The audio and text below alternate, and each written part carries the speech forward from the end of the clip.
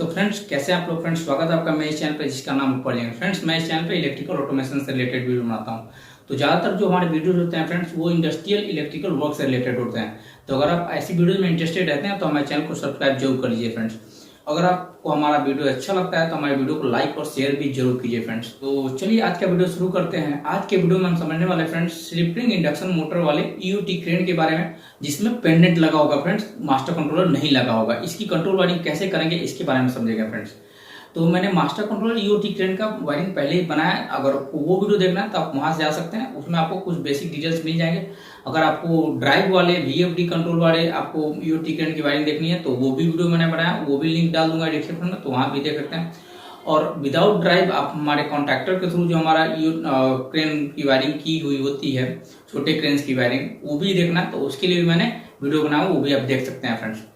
तो आज के वीडियो में हम मास्टर कंट्रोलर ईओटी क्रेन के बारे में नहीं समझेंगे। इसमें समझेंगे कि पेंडेंट वाले ईओटी क्रेन जिसमें रेजिस्टेंस बॉक्स और हमारा स्लिप-रिंग मोटर यूज हुआ रहता है, उसकी कंट्रोल वायरिंग कैसे होती है इसके बारे में समझेंगे फ्रेंड्स। तो चलिए आपको वायरिंग डायग्राम के थ्रू एक्सप्लेन करता हूँ कि कंट्रोल वायरिंग इसकी कैसे करनी। तो फ्रेंड्स सबसे पहले पावर वायरिंग को एक्सप्लेन कर देते हैं। तो यहाँ पे आप देख पा रहे हैं कि हमने ये होस्ट का मोटर है अप डाउन के लिए, ये सीटी मतलब क्रॉस ट्रेबल के लिए यहाँ एक मोटर लगा हुआ है, और ये एलटी है लॉन्ग ट्रेबल, इसमें दो मोटर लगते हैं फ्रेंड्स। इन दोनों मोटर के साथ दो ब्रेक लगे हुए हैं, थ्रस्टर ब्रेक है फ्रेंड्स। सीटी के साथ एक ब्रेक लगा हुआ है और होस्ट के साथ भी एक ब्रेक लगा हुआ है फ्रेंड्स। ये सारे मोटर स्लिप-रिंग मोटर हैं। तो इस मोटर में आपको एक तरफ देखिए ये स्टेटर का कनेक्शन है और ये इस साइड रोटर का कनेक्शन है। तो स्टेटर कनेक्शन के लिए हमने दो कॉन्टैक्टर यूज किया है, एक रिवर्स और एक फॉरवर्ड में रन करने के लिए, और हमारे रोटर साइड में तीन कॉन्टैक्टर यूज किया है। देखिए कॉन्टैक्टर 1, 1, 2, 3। तो ये कॉन्टैक्टर यूज किया हमारे रेजिस्टेंस बॉक्स जो होते हैं उसके लिए। सबसे पहले क्या होगा कि 3 फेज पावर जो है हमारे, ये हमारे एमसीसी पे आएगा, एमसीसी पे से होते हुए हमारे मेन कॉन्टैक्टर पे आएगा, और मेन कॉन्टैक्टर से होते हुए हमारे सारे स्टेटर के कॉन्टैक्टर की तरफ चला जाएगा, तीनों मोटर के लिए। और यहीं से दो हमने एक ट्रांसफार्मर लिया, कंट्रोल ट्रांसफार्मर, जहाँ से 2 फेज आएगा 440 वोल्ट, वो एमसीबी के थ्रू होते हुए आएगा, और यहाँ से 110 वोल्ट निकलेगा, वो सबसे पहले एमसीबी पे जाएगा, और एमसीबी से होते हुए ये हमारे सारे कंट्रोलिंग के लिए यूज होगा, 20 और 21 नंबर।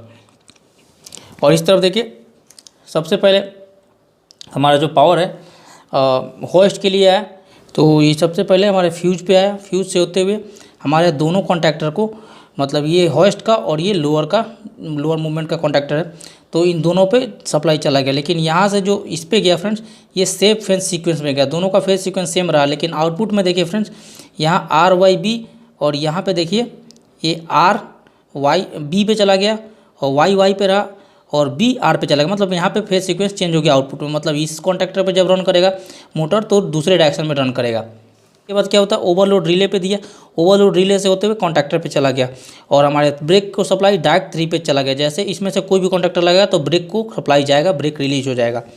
और रोटर साइड में कैसे सप्लाई मिलेगा, सबसे पहले हमारे तीनों के तीनों कॉन्टैक्टर बंद रहेंगे, तो सारे रेजिस्टेंस हमारे यूज होंगे, तो हमारा मोटर जो है स्लो स्पीड पे चलेगा। फिर क्या होगा, सबसे पहले ये कॉन्टैक्टर लगेगा तो ये रेजिस्टेंस बॉक्स हट जाएगा, फिर ये कॉन्टैक्टर लगेगा तो ये रेजिस्टेंस बॉक्स हट जाएगा, फिर ये कॉन्टैक्टर लगेगा तो सारे रेजिस्टेंस बॉक्स हट जाएंगे और हमारा मोटर फुल स्पीड पे चलने लगेगा। तो इस तरीके से इन तीनों मोटरों के लिए सेम वायरिंग की हुई है। इसमें देखिए आप दो हमारे मोटर 2 ब्रेक हैं, और इसलिए 2 रेजिस्टेंस बॉक्स भी यूज किया गया फ्रेंड्स। इसमें 3 स्टेप्स रेजिस्टेंस बॉक्स है, इसमें 3 स्टेप्स का है, और सीटी के लिए 2 स्टेप्स का यूज किया है। अब इसकी हम कंट्रोल वायरिंग समझते हैं। सबसे पहले होस्ट के मोटर के कंट्रोलिंग को समझते हैं। तो सबसे पहले देखिए वहाँ से कंट्रोल से 20 और 21 नंबर वायर निकला था, तो यहाँ से 20 नंबर न्यूट्रल हो गया, 21 नंबर 110 वोल्ट है। तो सबसे पहले हमारे स्टॉप पुश बटन पे आए, स्टॉप पुश बटन से होते हुए ये देखिए स्टार्ट पुश बटन पे आया, स्टार्ट से होते हुए हमारा मेन कॉन्टैक्टर पे चला गया। और मेन कॉन्टैक्टर को होल्ड कैसे मिला फ्रेंड्स, तो मेन कॉन्टैक्टर को होल्डिंग मेन कॉन्टैक्टर के एनओ से होते हुए मिला। तो जैसे ये स्टार्ट पुश बटन दबाएंगे तो मेन कॉन्टैक्टर लग जाएगा, तभी हमारा सप्लाई सारे आगे कॉन्टैक्टर पे जाएगा इनपुट। अब जैसे ही ये कॉन्टैक्टर लग गया तो सप्लाई यहाँ से डायरेक्ट यहाँ से होते हुए देखिए हमारे कंट्रोल के लिए आगे चला गया। तो सबसे पहले आगे जाए कहाँ गया, पुश बटन 3 और पुश बटन 4 दोनों पे चला गया। तो फ्रेंड्स ये हमारा अप डाउन मोटर का, होस्ट मोटर का अप का और ये डाउन का पुश बटन है। तो ये इंचिंग पुश बटन है फ्रेंड्स, दबा के जब तक रखेंगे तभी तक हमारा मोटर रन करेगा, छोड़ देंगे तो बंद हो जाएगा। तो यहाँ देखिए सबसे पहले अप का यहाँ पे देखते हैं, पुश बटन 3 को सप्लाई किया, पुश बटन 3 जैसे ऑन करेंगे सप्लाई आगे जाएगा।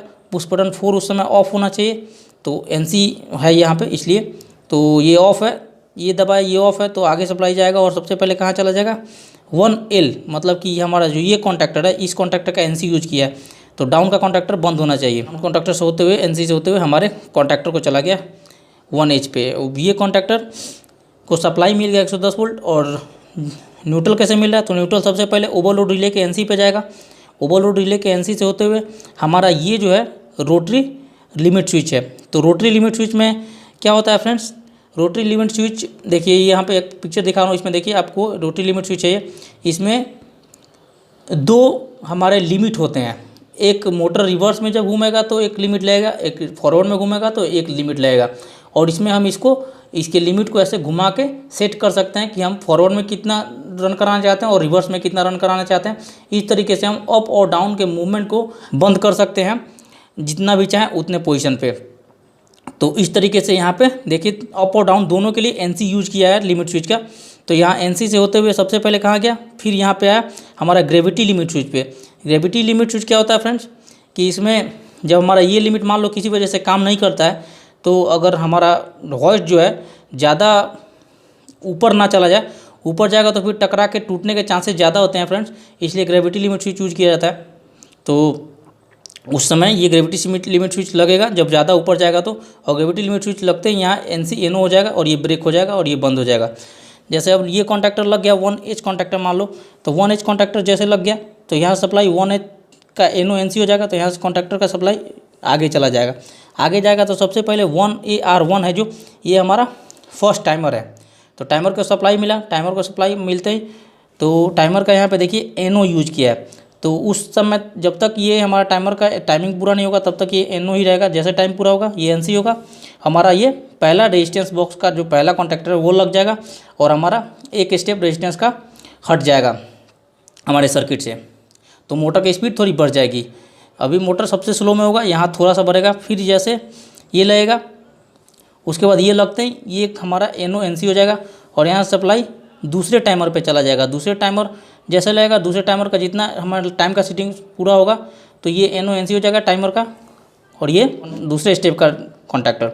तो यहाँ से इसके आगे का रेजिस्टेंस ख़त्म हो जाएगा तो मोटर की स्पीड और बढ़ जाएगी, और ये हम जब तक दबा के रखेंगे तभी तक ये प्रोसेस होगा।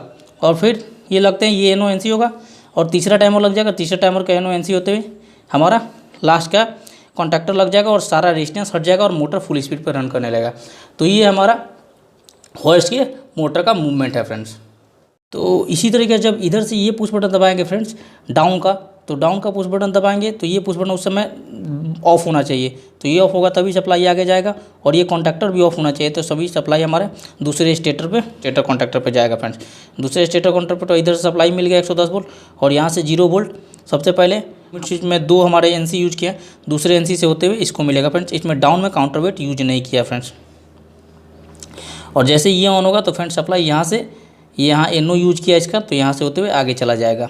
ये LT मोटर का हमारा कंट्रोल वायरिंग है। तो इसमें सबसे पहले ये 23 नंबर यहाँ पे देखिए दिखाता हूँ। पहले वायरिंग में 23 नंबर कहाँ से आया कि मेन कॉन्टैक्टर जब ऑन हो जाता है तो मेन कॉन्टैक्टर के ऑन होने के बाद जो हमारा कॉइल को सप्लाई है 23 नंबर, ये तो हमेशा होल्ड है, तो ये आगे आएगा 23 नंबर। तो ये यहाँ से सप्लाई हमने लिया है दूसरे LT और CT के कॉन्टैक्टर को ऑन करने के लिए। तो यहाँ देखिए 23 नंबर आ गया है, और इसमें पुश बटन ये हमारा फॉरवर्ड का और ये रिवर्स का।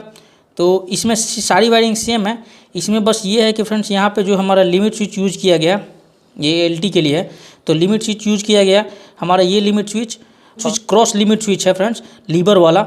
ये आप पिक्चर देख पा रहे हैं ऐसा लिमिट है, और ये लिमिट स्विच फ्रेंड्स यहाँ लगा रहता है। तो जिससे क्या होगा कि जैसे ये मूव करता है हमारा किसी भी एंड पे जाके, तो वहाँ पे हम ऐसा सिस्टम बनाते हैं जिससे ये लिमिट स्विच लग जाता है, और एक ही लिमिट स्विच से हमारे दोनों एंड पे हम इसको स्टॉप कर सकते हैं, हम अपने लॉन्ग ट्रेवल को दोनों जगह लिमिट लगा सकते हैं इसका।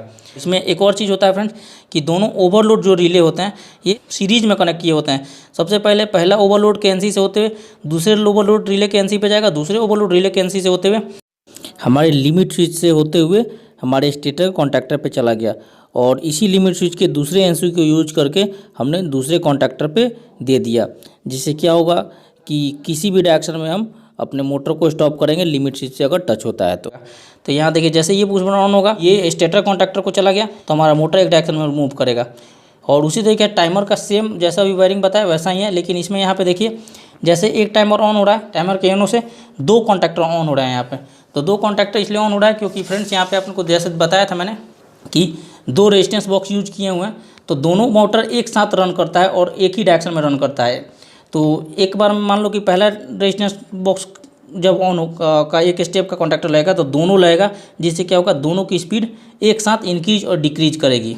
तो इसलिए दोनों कॉन्टैक्टर एक साथ लगेंगे, फिर पहले ये दोनों फिर ये दोनों फिर ये दोनों लगेंगे फ्रेंड्स। इसी तरह ये यहाँ पे दो कॉन्टैक्टर यूज किया है हमने एक टाइमर से, और सारी वायरिंग सेम है फ्रेंड्स। CT में क्या होता है फ्रेंड्स कि हमारा दोनों मूवमेंट के लिए दो लिमिट स्विच यूज किया है, दोनों क्रॉस टेबल में दोनों तरफ हम दो लिमिट स्विच यूज करेंगे तो दोनों एंड पे हम इसको अपने मोटर को रोक सकते हैं। बाकी सारी वायरिंग सेम रहेगी फ्रेंड्स इसमें। तो आप समझ गए होंगे फ्रेंड्स कि पुश बटन के थ्रू स्लिप रिंग मोटर और रेजिस्टेंस बॉक्स की वायरिंग कैसे करते हैं। अगर कोई भी कन्फ्यूजन है तो आप हमें कमेंट सेक्शन में पूछ सकते हैं फ्रेंड्स। अगर ये वीडियो आपको अच्छा लगता है तो इस वीडियो को लाइक और शेयर जरूर कीजिए। तो चलिए मिलते हैं ऐसे ही नई वीडियो में, तब तक फ्रेंड्स जय हिंद जय भारत।